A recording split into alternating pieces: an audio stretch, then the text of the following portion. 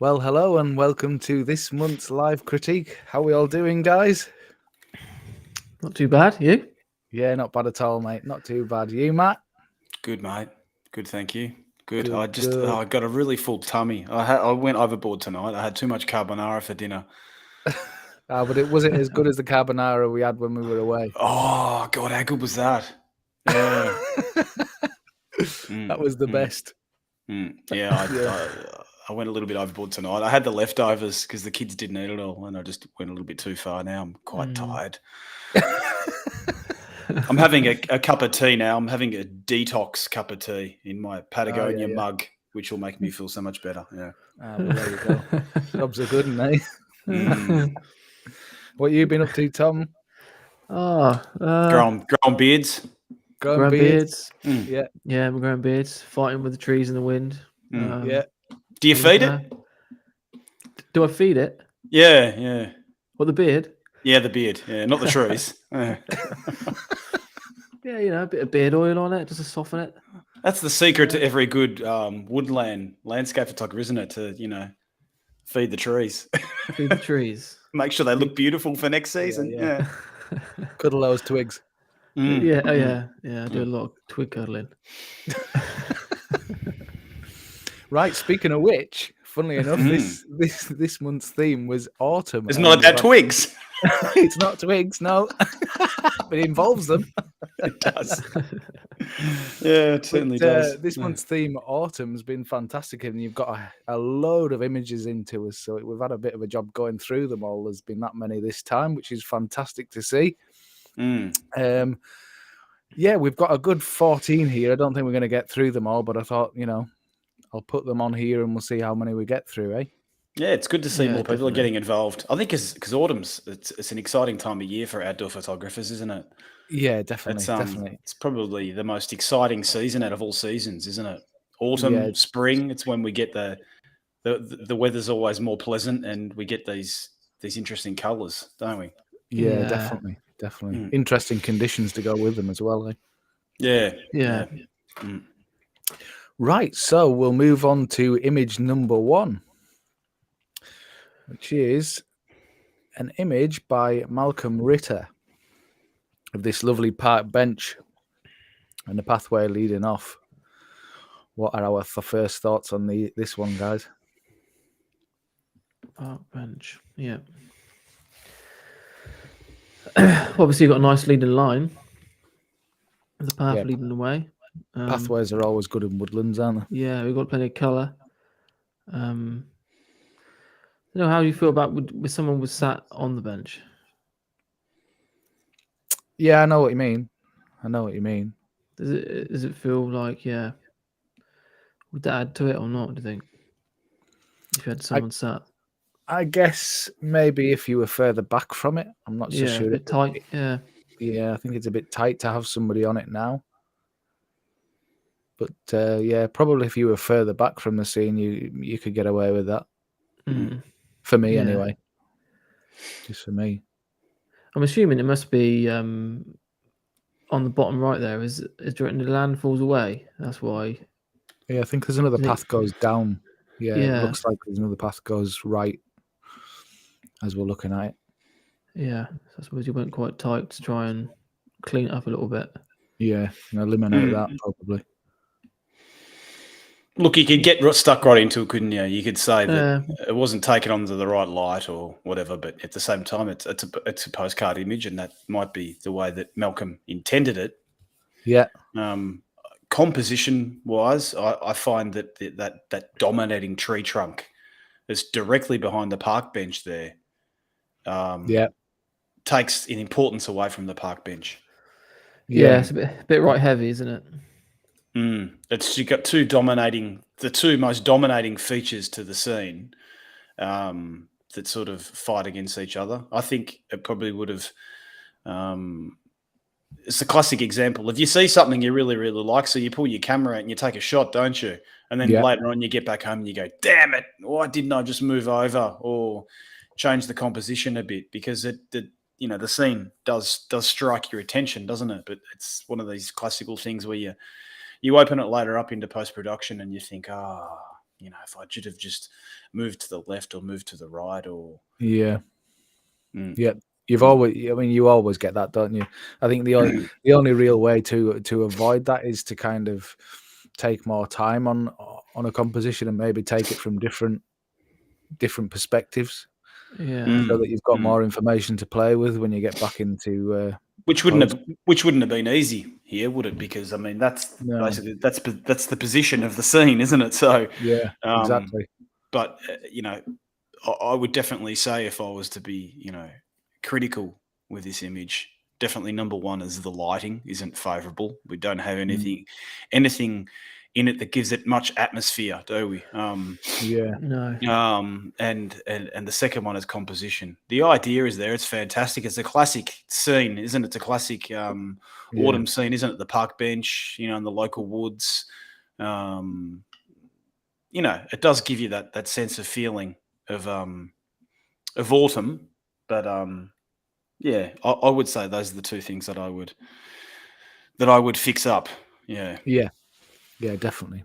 Yeah, the depth is very even throughout, isn't it? From the front to the back. There isn't much sort of what's the word I'm looking for? There's not sort of layers in the image. It's very sort of one dimension. Which gives your eye a lot to look at. Well, there would have been if the park bench and that tree were separate, wouldn't it? Because you would have had the park bench foreground, the leading line is the path, the middle ground, some tree trunks, and then the background, the bush. So you would have had those three separate things here. So we've got Seth just coming up asking, how often do we do this OPG critique? Well, we do it. How often do we do it? Every month. Once a month. Yeah. And while we're on the subject, this month has been autumn. Next month, we're going to do a new theme, which is going to be water.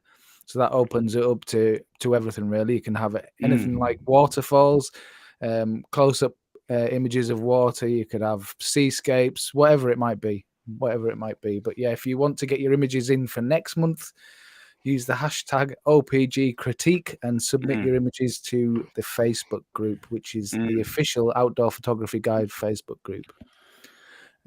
Josh says none of my clothes fit after Abruzzo.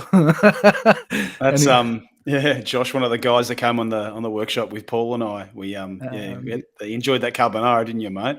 Yeah, it was awesome. That. And he says the bench is a distraction. I'd have moved onto the path and shot down the path, as that's a lovely leading line on its own.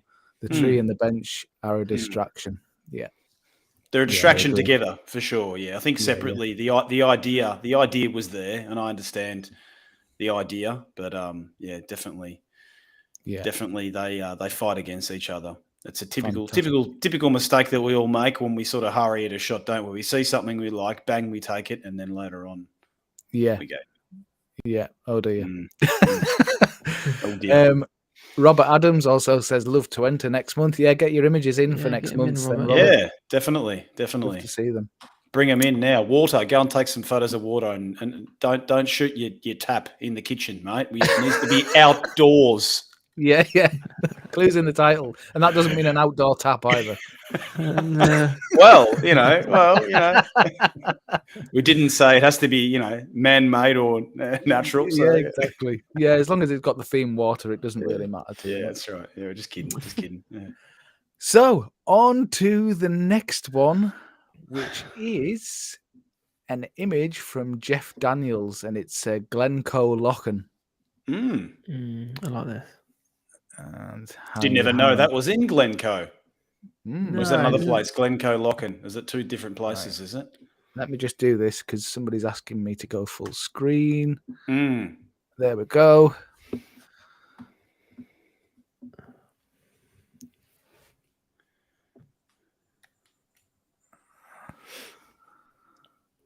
Hang on, it's not working very well. There we go. While you're doing that, I'll just answer the question that Seth's brought up. He said, hey guys, what are your biggest tips to give someone when photographing nature during autumn? Well, during autumn, obviously, it's the change in the season, aren't you? So you just try and focus on anything that catches your attention and just shoot it in as many ways as you can, many different compositions, focus in, get some close-ups, move out, try and use that change in the scene to complement the rest of what you're trying to capture, and just experiment really, and see what attracts your attention. I mean, that's the best advice we can give. So many times when you're out on field, you're trying to find something and you're working really, really hard. Whatever attracts your attention, that's what you need to capture. And once you've captured it, then try and just slow down and focus and trying to think critical about what it is you're trying to do. Experiment in the beginning and then later on try and be critical. But anything that attracts your attention in autumn, really. So obviously autumn, we're talking about changes in foliage, aren't we, really? So that's what you want to capture. Yeah. Definitely. Yeah. And then on the technical side, CPL is your friend with autumn. Definitely helps to, if you want to saturate those colours a bit more or bring out the colour of the leaves, is to use a CPL, because it really does enhance the foliage. I would say as well, reduces a bit of the glare on there. Sorry, Tom. I was just going to say, not in terms of preparation for autumn, I always find if you think you've got time, you probably haven't, because of the wind, eye on the wind. Yeah. I don't know what it's like. One day it'll be the hint of autumn, then it'll be full of autumn. You get a storm, it's all gone. Yeah. So exactly. If you if you even though you've got a month, autumn's a longer period of time, it might actually not. You might actually not have that much time. Yeah. Because them trees won't hold them leaves for very long if it's windy. Or heavy rain. Heavy rain. Yeah, heavy rain's another one. Yeah. Heavy rain, you'll find all those leaves on the ground. That's where you can go in and take photos of the ground with all the leaves on the ground. There's always, which is still good. Yeah. There's always a shot. There's always a shot. There is always a shot. That's right. Just might not be on a tree. Yes. You just might not be in a tree. Yeah, that's right. So moving on to this image, which is this Glen Coe Locham, which is quite nice with this little platform that leads out into it. And there's quite a few nice reflections going on there as well. Yeah, I really like the composition actually. You do get led in gently, don't you, from the right round? Yeah. I think the way he's composed it technically is quite nice. The colours are awesome. Yeah, they're not too much, eh? It's not too bad. No, it's not sickly, is it? No, not at all. No. It's quite nice. It's really nice. I like where he's cut it off as well to eliminate the sky from it.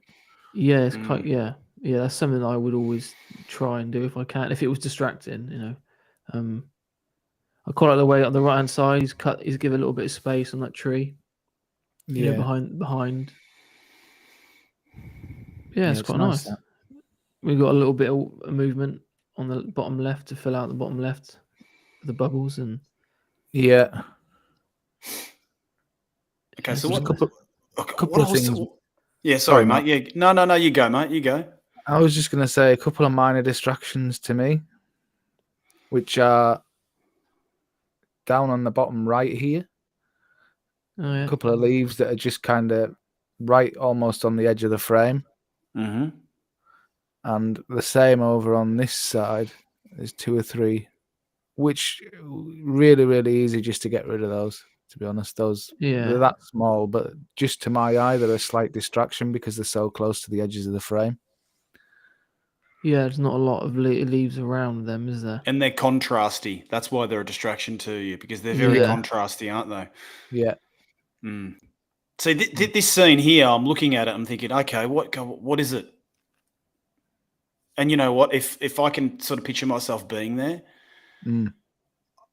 I'm attracted by something completely different. I'm imagining I'm being here. Okay, so this is the typical example when we're on field. Okay, so I'm not looking at this image now. I'm going to critique this image. I'm going to take this on a different sort of path.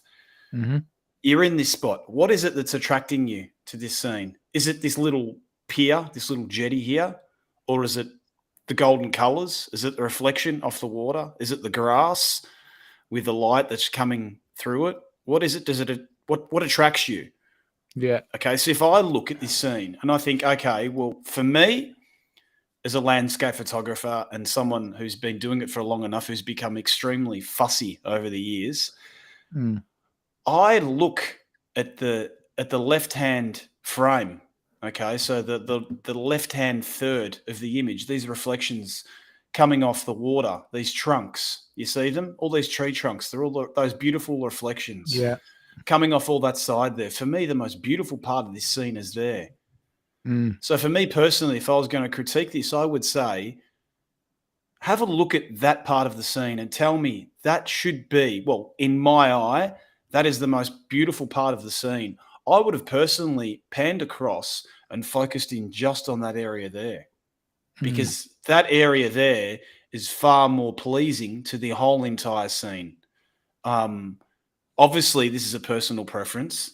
If I was going to shoot the bigger scene like here, I probably would have just gone even a little bit more wide open just to give you a tad more. I think it's a little bit too closed in. If we're concentrating just sort of on the whole landscape that's around that pier, that jetty there, just to open up a little bit more. Otherwise, go in tighter and focus in on something else. Yeah, I see what you mean. See what you mean. It's all subjective, though, isn't it? It's really subjective. It is. Yeah. Yeah, it's a really difficult thing. Really difficult. Some people like the wider scene. Other people will focus in on those smaller details.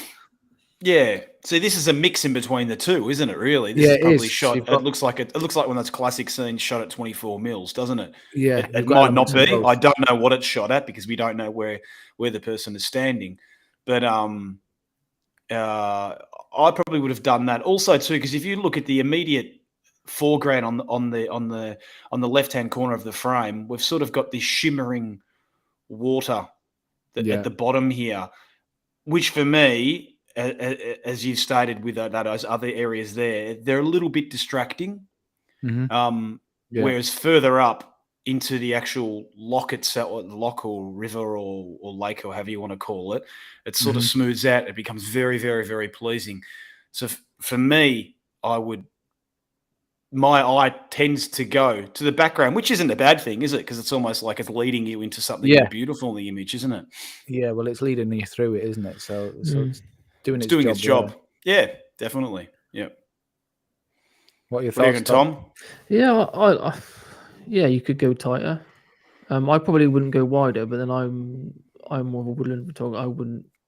I'd always tend to go tighter than wider, and but that again, that's just my personal taste. But I quite like these shrubs on the right, on the an immediate right. I quite like the reflections there. So I would have wanted to try and include that. I do agree with you, Matt. I think it might have been one of these cases where you took this one, you take a tighter one, you take a wider one. You know what I mean?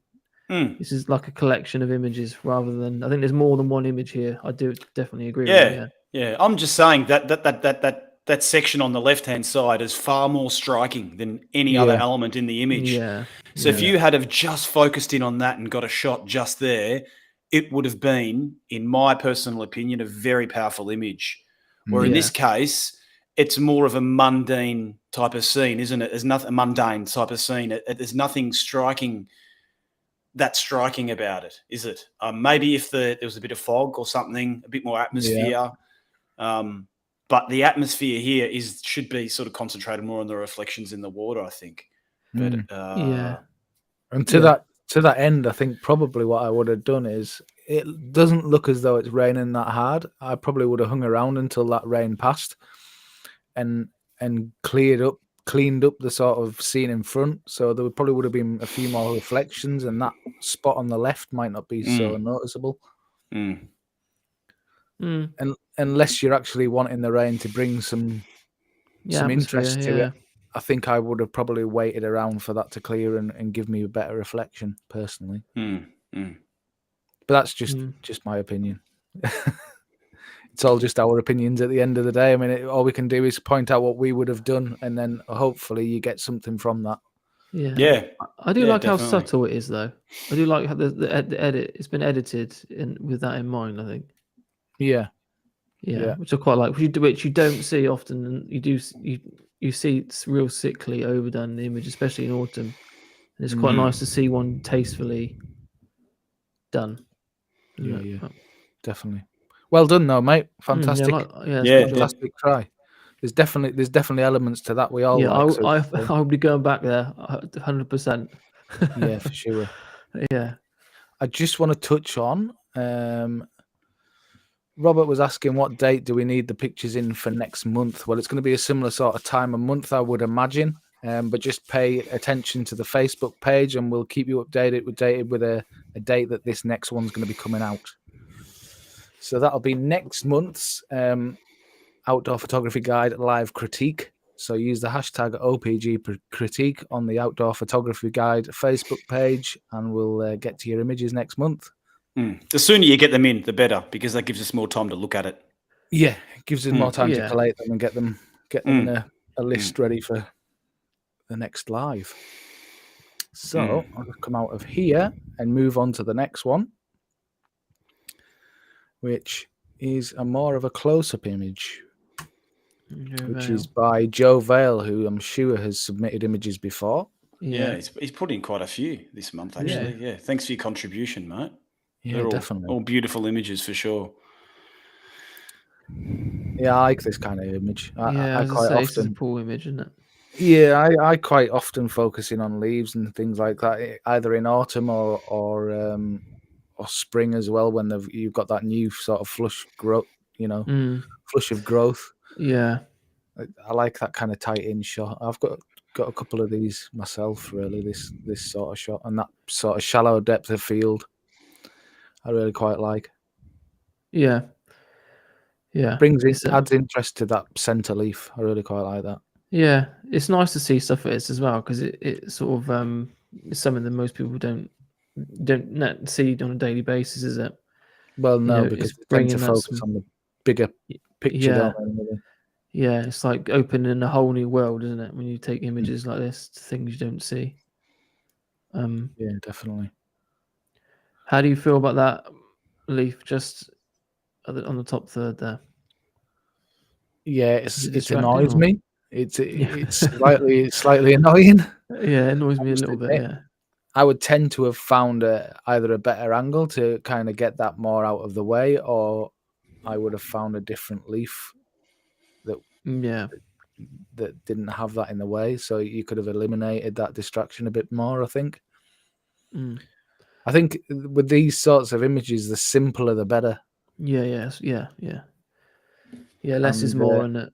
Yeah, definitely. Yeah. You know what? Put your hand over though. If you just remove that leaf you're talking about, it becomes, there's nothing in it anymore. I think it does add to the scene a little bit. Does give it something. It is out of focus, so the most, your eyes obviously being drawn to the part that's in focus, isn't it? Yeah, definitely. Nice bouquet. Be interesting to see what gear you use to take this. I'd like to know what lens it is. Got a lovely little bouquet on it, this lens. Yeah. I would probably assume your depth of field would probably be around about f5.6 or something around there, because it's not ridiculously soft. No, it's not. The whole leaf's sharp, isn't it? Near enough. Yeah. It's just backlighting leaves is always a very, very nice thing to do, isn't it? Any time of year. Obviously, in autumn, it's more pleasant, because what happens is when these leaves start to dry out, they have less density, so the light passes through them easily. If you've got a green leaf, obviously a green leaf that's got a lot of water concentration to it.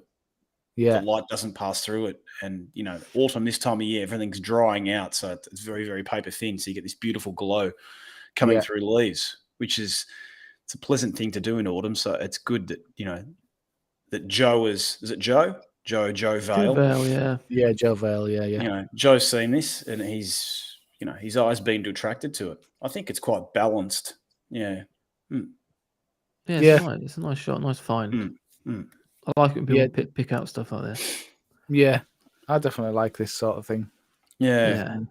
Joe, if you get the chance, go out again and try and, rather than just moving in on one leaf individually, try and move back a little bit more and try and get a bunch of leaves and try and use the branches that are sort of intertwined with each other, and you can sort of make composition, left to right corners of these branches sort of coming in and mixing in together.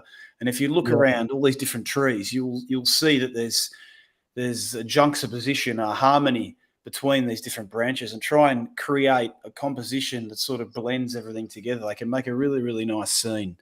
Yeah, definitely. If you haven't done it before, go out and try it. It's a really, really they get really, really pleasant results of these type of images too, rather than just focusing on the one leaf. Focus back, get a branch, get 20 leaves, 30 leaves, even a little bit more.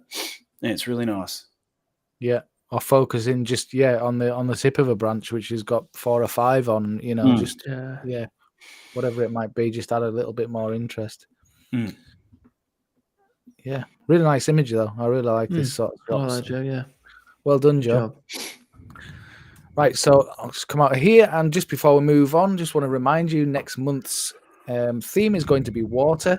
So get your images in for that on the official Outdoor Photography Guide Facebook group. Submit those images. We'd love to see them for next month. So moving on, I just want to move on to this one. Oh, I know this one. I've seen this before. Annabelle Schlesinger. Annabelle. Okay, yeah. There we go. Oh, Annabelle, if you're watching. Yeah, I love this image too. Yeah. Yeah, it's got everything, really, isn't it? Yeah, it has. It's got lovely reflection. Yeah, it's like a mirror. What is a mirror? Well, yeah.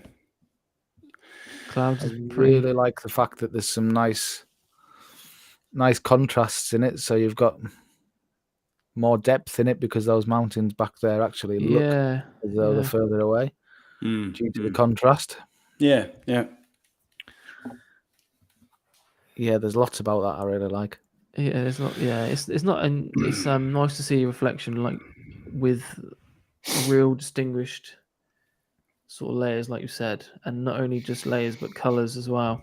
Yeah, you got like almost like a beam of light and color that smacks you in the face, and then your eye just sort of drifts around the greys and the storm. You know what I mean? Yeah, it's got a lot of depth to this image in terms of color, not just focal distance. Like, yeah, it's really nice. Look, Annabella knows me, and she's part of a Pentax group. Yeah, she's so I've actually seen this image of hers before. I know she's very, very proud of this image, and it's a great shot. It really is.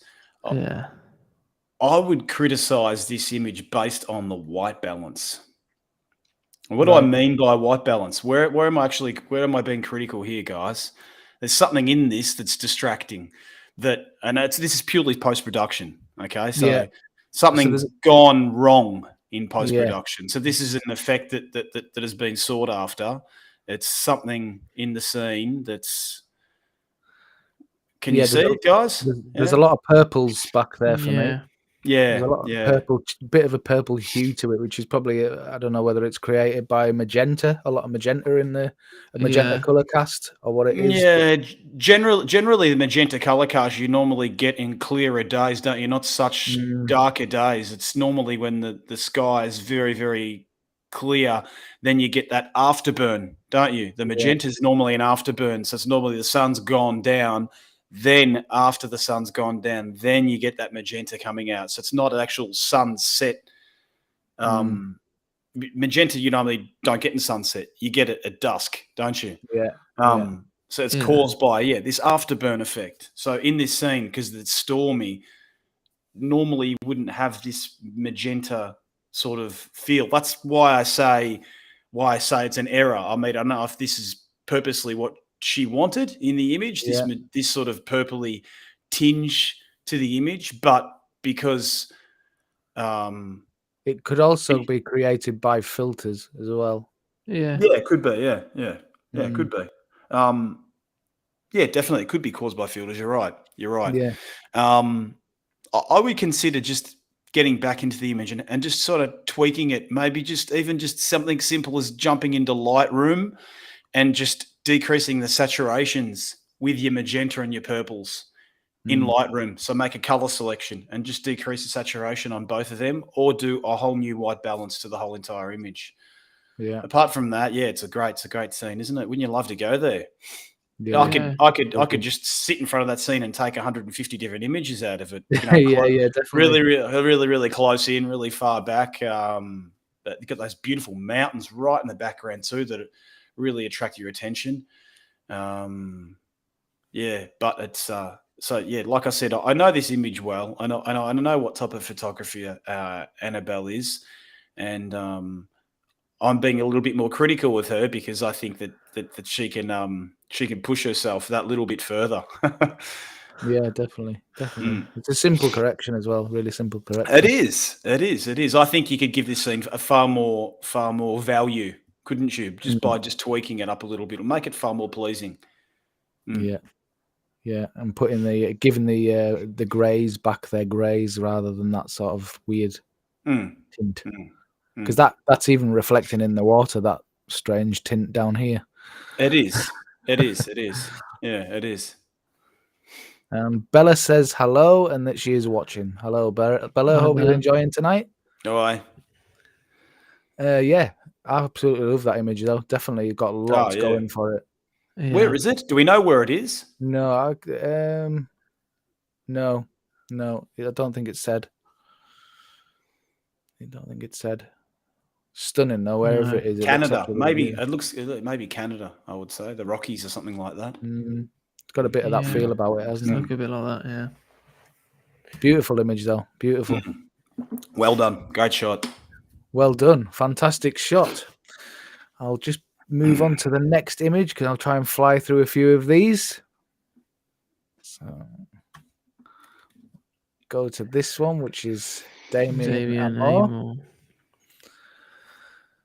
which is a lovely image as well. Wow. Yep. Plenty of colour there. Yeah, there is. Yeah, it's nice. Yeah. It's got a lot going for it as well. Yeah, Damien lives up, I want to say he lives in the Cotswolds, I believe. Right. So yeah, he's surrounded by lots of old architecture and obviously some lovely trees. Yeah. Nice countryside. Yeah. It's got lovely atmosphere about it, this image as well. Yeah, I would say, I reckon that's not been, I don't think that's been taken that long ago, if I'm honest. I think you've had lots of mist, because he doesn't live that far from me anyway, Cotswolds. Had lots of mist at the moment. Like slight criticism. Yeah, I've got one as well. You are. It's probably going to be the same. Good. I'll shut up for a bit then. I just before we go to it, she says, "Thank you, Matt. You can only learn when you put yourself out there," and she confirms it's Canada. There you go. I put myself out there every day, and I'm still learning. Yeah. We make sure to bring him down a peg or two. Don't yeah.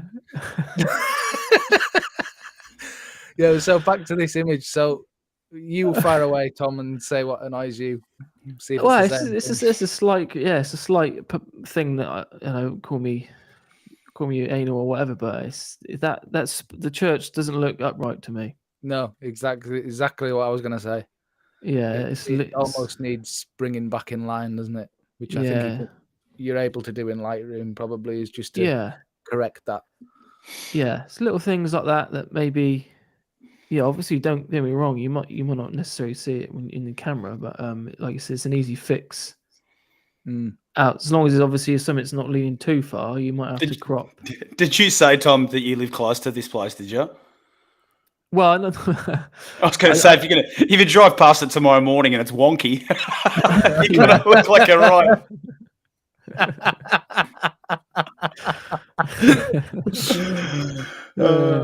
Yeah. Okay. Yeah. It just might be something like, I've shot scenes before, and the horizon. I haven't quite got the horizon right in camera, but it's something that people will always pick up when you put your stuff out. Is your horizon straight? Or the amount of times that people have picked up on me with shooting woodlands is that tree's not upright, or But if you're shooting, if you're shooting a collection of trees, you can't necessarily get them all upright. In that instance, maybe you have to sort of do a happy medium, and But when you got something like an isolated scene like this, it stands out, doesn't it? Yeah, it does. And I've made the mistake where I've corrected it and then I've posted the original one. There was yeah. We all make mistakes. But yeah, it's definitely something that would bug me if I'd seen this on a bigger screen, and I would have had to correct it. Yeah. David says this image shows the importance of the time of day to get that pink in the sky. Yeah, it has got sort of pink hues in the background there. Yeah. Yeah, it's got. I was in the early morning, I reckon. You've got Josh in there. He said he'd have added a bit of clarity to the church to make it stand out and pop. Yeah, it's a bit flat. Yeah, I'll give him that. Yeah. Just to separate it a bit from the rest of the scene, really. I mean, it is the important part of the scene, isn't it? Yeah. Nothing wrong with getting out the brush and just making those whites pop a little bit. If you get into Lightroom and just increase your whites, so just your whites on your own, you're actually making a big clarity separation. So you're making you're separating the darks from the whites, and just sort of just making them punch a little bit more. It's quite a simple thing to do. Yeah, I do that quite a lot with sharpness as well. When you add in sharpness to an image, to be more selective with where you put it as well to help. It's another element that you can use, tool you can use to attract your eye. Not too crazy, but just a hint of sharpness does help. Yeah, it depends where you want your image to go to. If you want it to stay on social media, add sharpness. If your image is intended to go elsewhere, don't touch sharpness at all. Sharpness, if you have a TIFF image, a saved TIFF image, a big file of that image that you would like to print, or you'd like it to go elsewhere rather than just on social media, don't sharpen it. Sharpening is just a social media tool that we have just to attract more attention, really. Yeah, definitely. Lovely it's a nice colour. I like the way it's composed. Yeah, I do. It's quite balanced. It works well, I think. Yeah, to the left of the tower, there's probably just a little, content aware that you would down here fix up. Yeah, it's a little tiny distraction, but look, you could just there's a tool that you guys know Joe Cornish. What I think about him, and he generally doesn't take anything out of a scene. So if there's a power line in his scene, he leaves it in there. But what he tends to do is he tries in post-production, he tries to make it less distracting. So he might just grab something and just reduce its contrast, or just darken it a little bit so it's not, or lighten it depending on where it is in the scene, just to make it less obvious rather than removing it completely. If you don't want to actually remove something for a scene because you're a big believer that if I took it, it should stay there, at that case, just get in and just fiddle with your contrast a little bit in that little area to make it less obvious. Yeah. Overall, though, I really like the shot. I like it. Yeah, the shot makes me want to go there. Yeah, definitely. I'd like to see another shot with more of the scene. I don't know what's around it, but it makes me want to see more. So that's a good thing. Yeah, lovely. Right, just before we move on again, I just want to remind you next month theme is going to be water. Please use the hashtag OPG critique on the official Outdoor Photography Guide Facebook group. We'd love to see your images next month and get as many in as you can. We'll keep giving you subtle reminders every now and then. But yeah, love to see your images next month. Next one. Where was it?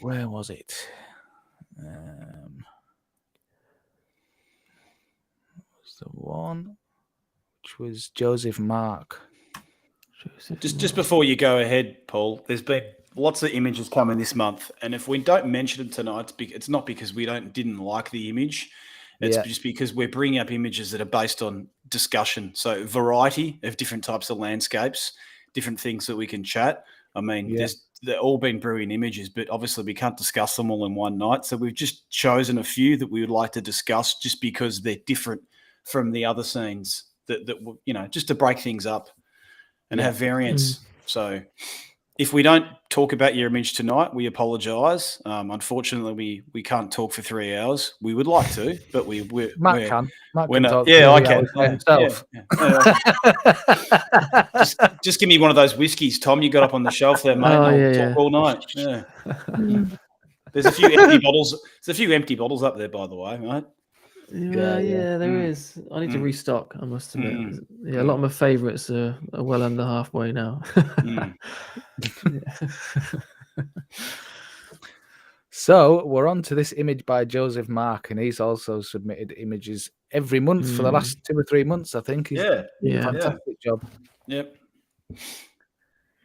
And another scene that definitely looks stateside, I'm pretty sure. Yeah. Those look like aspens, they're not. Those yellow trees, I'm sure look like aspens. I could be wrong, but that's what they look like. Yeah. Should ask a tree surgeon. You should do.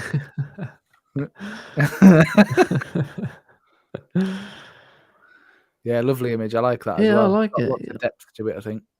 I do like it, yeah. There's a few things that I would have I don't know, the cutting off the top of the trees that I would like to see a little bit more room, maybe. Just a tad. Top. Yeah, just a tad along the top. Just a centimetre, isn't it? You need it. Just that extra little bit. Just probably if you're shooting this at say 150 mils, if you had have shot it at 140, 145, I think you've just missed out on just a little bit of that immediate foreground. Just a little bit more of that immediate foreground, and just the tops of those trees. Yeah. I totally agree. Yeah. It just it feels a bit suffocated. And I can get what he's trying to do. You know, he's creating a frame, isn't he? You know, so you can see through. Yeah. It just feels a little bit too tight for me. But yeah, I can definitely see what he's trying to do. Sorry, mate. It's all right. There's one more issue that I kind of noticed now. It's probably a post-processing issue rather than anything else. But there's quite a bit of ghosting going on around these trees. Yeah. And over here. Yeah, it's hard to tell for us because you've got the higher resolution image. We've just got the live stream copy of it. But I can just show you kind of where it is. Yeah, I can just make it out, mate. Yeah, there is. Yeah, that one. Yeah. So for people out there who don't know, what is ghosting, Paul? You go ahead, mate. You crack on. Oh, I asked you. I'm going to pass it back to you. You haven't done enough talking tonight. Come on, crack on. So what's caused this?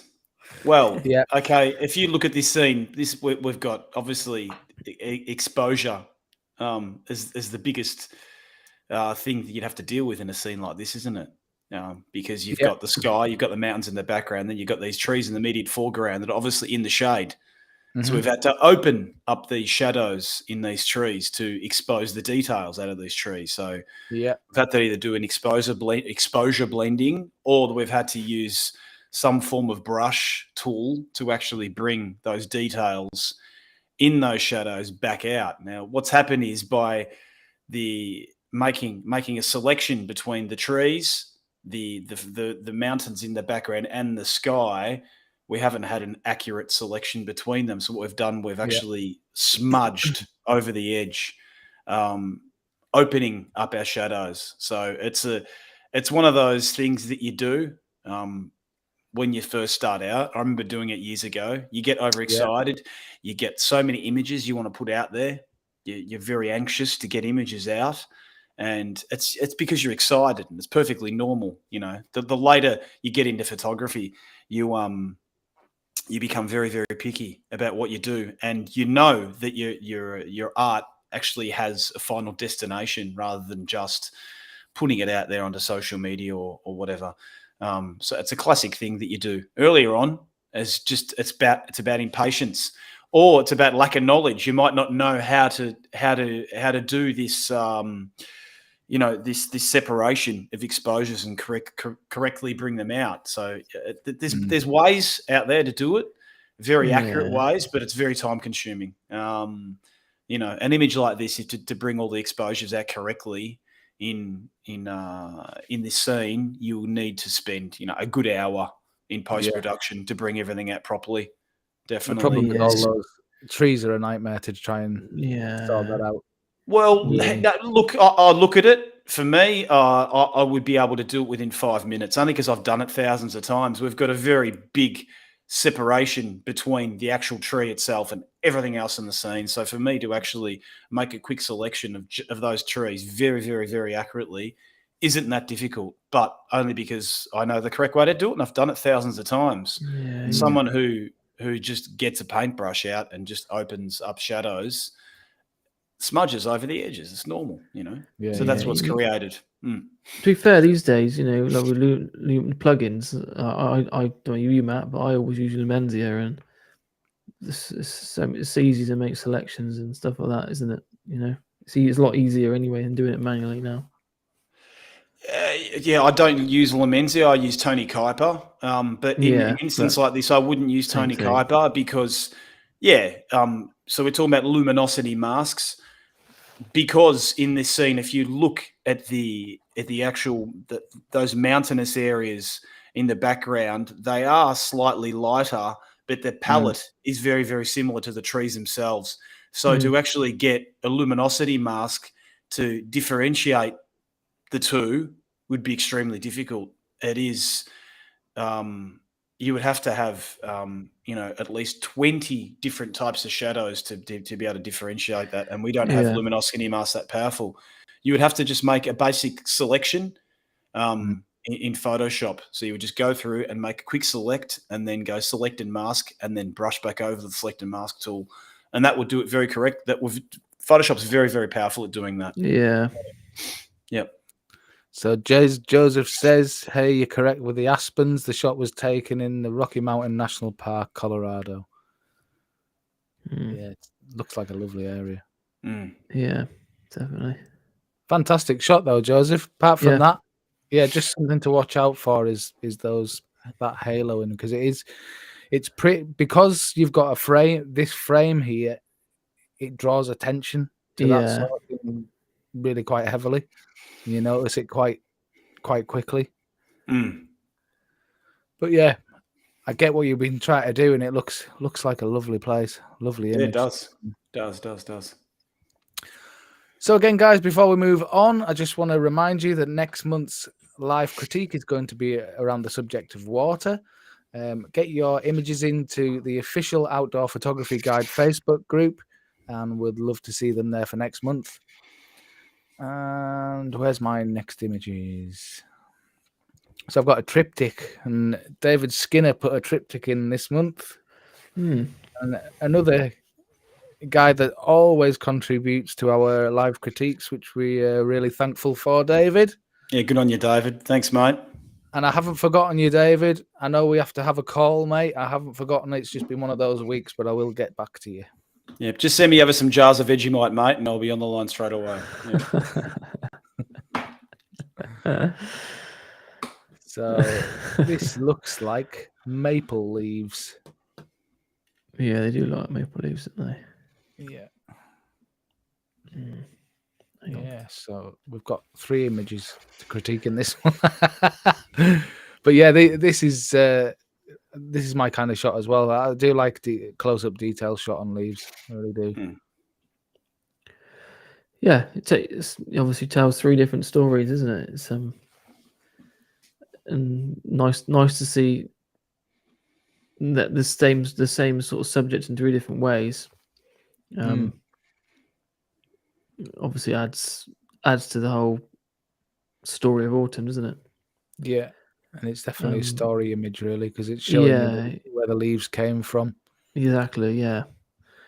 And you can see the different shades as well on the tree in the middle. Yeah, and different stages that the leaf will go through. Excuse me. Before it ends up where it is. Yeah. I quite like the way that I quite like the way he's got the leaf on the ground, or the base of the tree. Yeah. And then he's put it on. Was that like tarmac? Like it looks like concrete anyway. Concrete, yeah. It's quite good, quite a clever idea. Where although initially you think a triptych, the out 2 are the same, but they're not. Which is quite nice. Yeah, it's showing the sort of nature and the man-made side of things. Yeah. Woodland photography, aside from autumn or it's all about telling a story, isn't it? For me, anyway.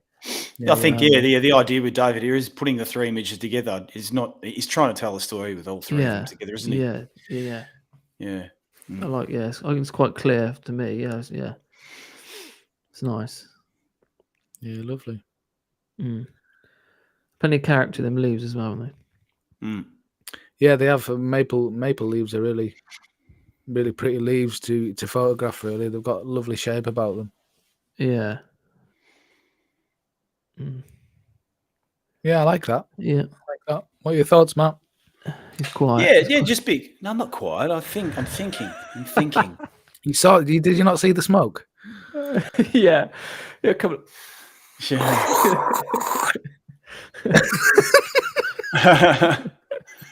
Because he's put 3 images together, so he is telling a story.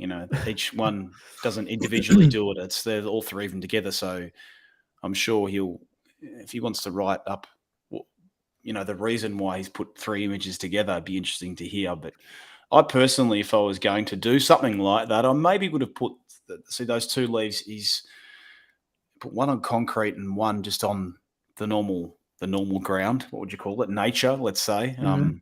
On the forest floor, I suppose is the correct term to use, isn't it? Would have been nice to see maybe a leaf with a different colour, like a bit red or a bit more red or a bit more yellow, maybe a bit more orange. Yeah, just to break it up a little bit more. Yeah, if the intention was to sort of to have three images together to tell a story, but it's nice. Good idea. It's a good thing to do. Sometimes rather than just posting to showcase one image, it's nice to be able to showcase a group, isn't it? Sometimes, so I think it's something we can all learn. That sometimes it's great to be able to take a scene, like a tree, in the same composition at different times of year, or I don't know, a barn out in the countryside, during different seasons or over many years, and sort of put them all together just to tell a story is quite nice. So I like the way that he's put them all together. Yeah, it's a great idea. Yeah, it's a good idea. Yeah. Yeah, lovely image, David. Yeah. A lot of time when I've seen him as well, it's like a triptych. It would be like a wider scene, and then it'd be 2 images inside of that wider scene. So it's quite nice. Yeah, so it's quite nice to see like him's gone a step further and actually. Yeah, smart. I like that. Lovely. Cheers, David. Thanks, mate. Right. Yeah, cheers, mate. I want to get to one more because we've got 5 minutes. I just want to remind you, next month is water. The theme is water, and please submit your images to the official Outdoor Photography Guide Facebook group, and we'll get them collected for next month. Right. The last one. April says she'll send you some Vegemite. Yeah, I saw that. April made it. Don't want Marmite. I don't want anyone sending me Marmite. Vegemite.